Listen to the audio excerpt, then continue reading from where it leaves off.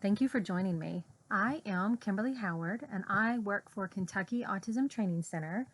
We are here today to learn a little bit more about evidence-based practices for children with autism. This is meant just to be a general overview. First off, why are evidence-based practices important for children with autism? Let's start with the definition of what evidence-based practices are.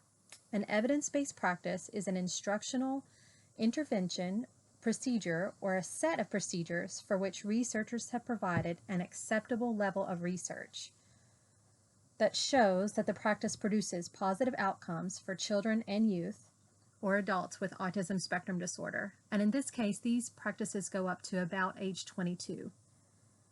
There are many programs that make claims that they can make improvements for children with autism. We see them on the news, we see them on the TV. It is a major catchphrase sometimes, I think. I see it a lot of times on the evening news.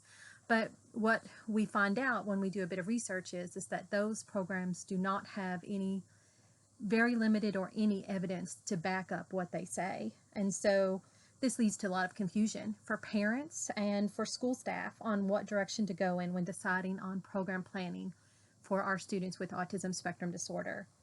As a former teacher, I know that our students don't have time to waste, and I don't have time to waste as a parent or as a teacher trying to figure out what direction do we go in. And so I really appreciate this evidence-based practices that is provided for children with autism.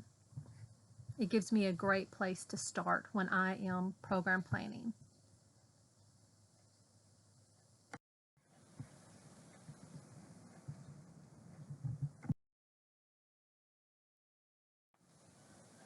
Our objectives for today is an overview of evidence-based practices for children with autism.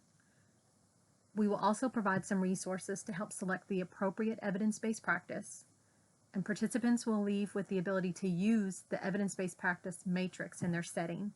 Now, if you're taking this through the KEDC module, you will find this evidence-based practice matrix on a full page slide in the resource link.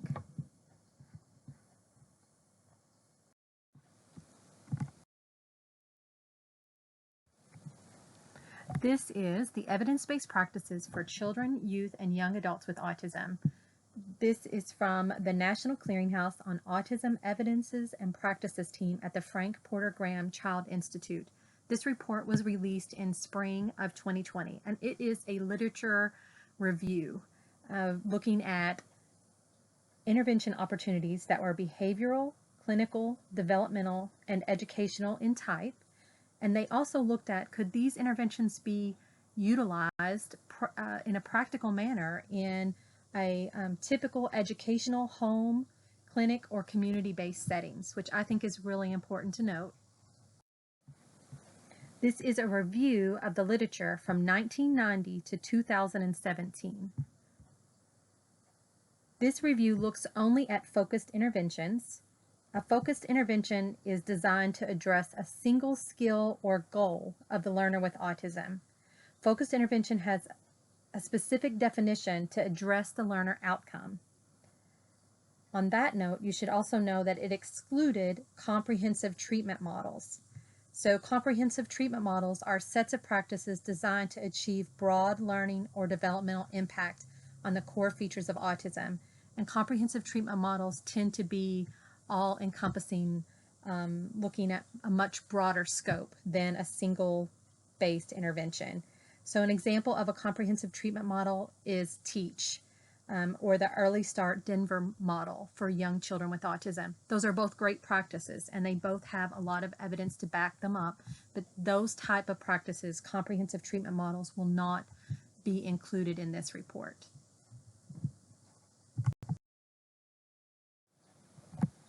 Much of the information that we will talk about in this module comes from that report, and I will include that at the end of the module, and I will also include that at the end of the slide so that you can go back and find that. I believe it's around 150 pages, 186 pages, has a ton of great information, and we'll break down some of what they are looking at. So why are we doing this today? Our goal is to support children with autism and youth. We want them to be more independent with outcomes that support their lifelong success. And also, we want schools or community-based settings or parents at home to be able to know here are some single focus learning factors that can help build on strengths and some evidence-based practices to support targeting specific skills and behaviors. And we know that there's been a major increase over the span since 1997 to 2017 in the number of children who are identified with autism, both in a school setting and for therapeutic services. So we know that having evidence-based practices to support the work that we do with them is critical.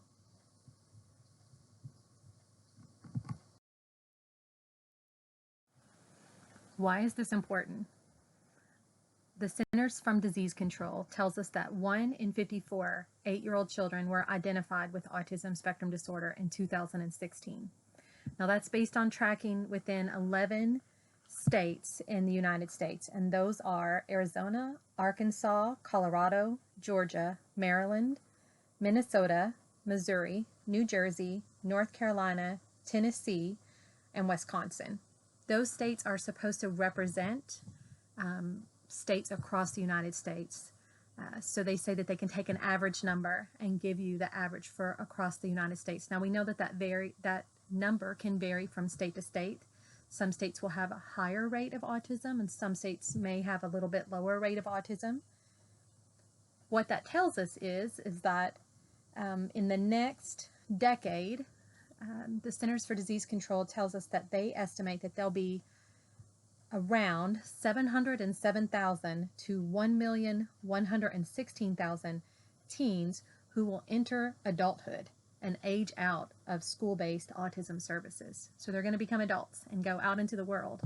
So we know that we need the evidence-based practices now while we still have the opportunity to provide them with those services before they leave school and they are moving on with their lives, hopefully on to college and jobs, whatever that looks like for them. But my goal was always, I wanted my students to be as independent as possible. And evidence-based practices are a huge tool to utilize that with. We also know that 1/3 of students with autism spectrum disorder had an intellectual disability. Now, the important factor for me here is that means that 2/3 did not have an intellectual disability, which tells me that they probably will be served out in that regular education classroom. And what I know from experiences is that many regular education classroom teachers have great meanings and they're wonderful people, but they've not had the training to work with our students with autism. And so that can make challenges for inclusion. But we know that those kiddos need to be included out in that regular classroom. And so this always hits people as a shock. They tend to think that most students with autism spectrum disorder have an intellectual disability, but we know that is not the case. We know that for every 1 girl identified with autism spectrum disorder, that there are going to be 4 boys. So it's a 4-to-1 ratio. Now there are many factors in that. In the last several years, they think that girls are under-identified, and I can see that as a possibility, that autism in girls looks different. But we do know that many more boys will be diagnosed with autism than girls.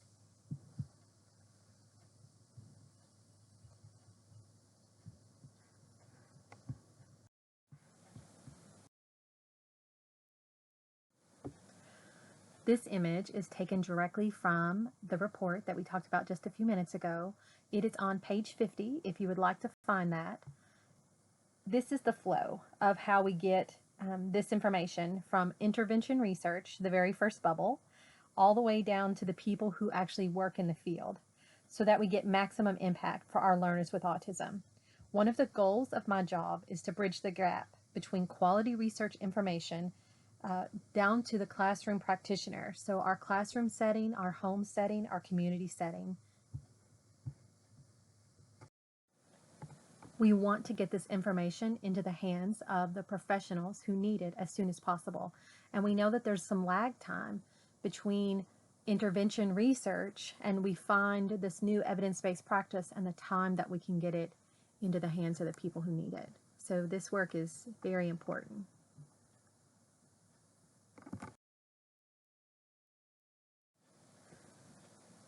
In the 2020 Evidence-Based Practices Report, you'll find something called Manualized Interventions.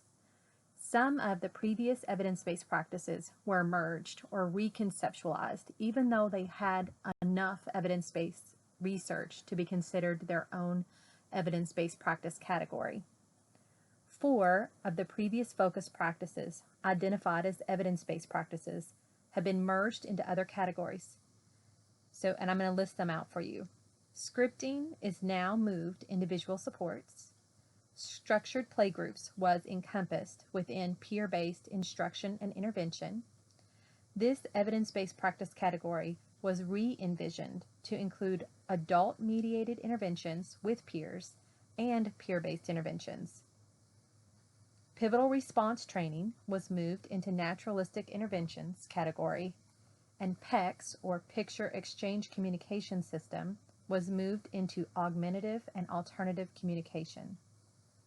The goal with the reclassification of evidence-based practices and reshuffling of those evidence-based practices into other categories was to provide clear vision and understanding of those evidence-based practices categories.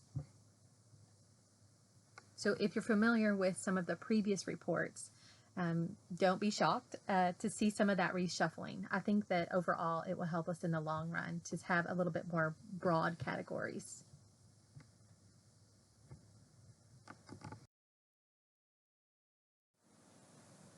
This is a partial list of the evidence-based practices. There's additional ones on the next slide. Currently, there are 28 categories of evidence-based practices, and as we just talked, some of these evidence-based practices have embedded evidence-based practices within that category. All of the ones on the next 2 slides that are bolded have additional evidence-based practices embedded within that category. I'm going to suggest pausing your screen, pausing whatever, and just taking a minute to look over these and reading them. Hopefully you will find that you already are aware of several of them.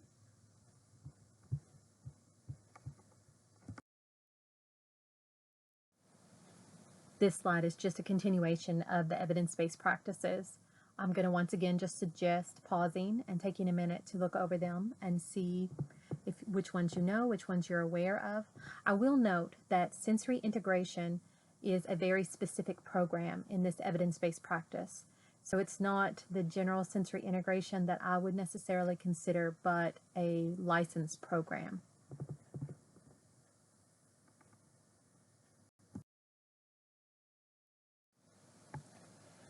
These 2 tables also come directly from the evidence-based practices for children, youth, and young adults with autism. You can find them on pages 28 and 29 if you would like to have a little bit better look. I like that they give a solid definition of what each of these evidence-based practices are, and I also like that these charts provide a breakdown of the qualified research articles from 1990 to 2017 time span.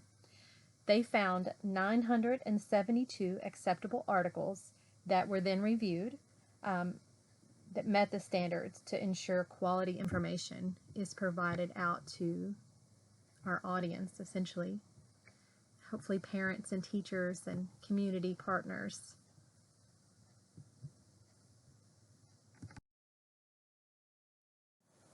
Characteristics of participants. This chart allows us some insight to the diagnosis and co-occurring conditions that occur across the review span. It's important to note that 56% of the participant in the research did not provide this information. That's at the very bottom of that chart. I thought that this chart was important to include, as many of our learners with autism come with other diagnoses attached and a lot of different labels that sometimes, in my experience, have teachers, school staff, parents reject evidence-based practices. They'll say something like, well, he doesn't just have autism, he also has ADHD, or he also has developmental delays, he also has some sort of mental health condition or physical disability, and so it makes the autism more complicated. But I felt like it was important to note that there were participants with a variety of co-occurring conditions that were included in these research opportunities.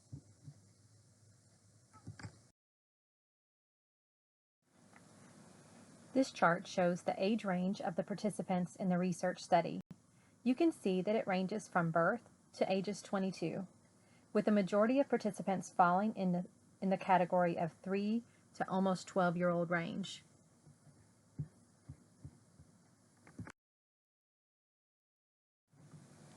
This chart shows the breakdown of race, ethnicity, nationality, and gender. Hit pause on your screen to take a minute to look over this information.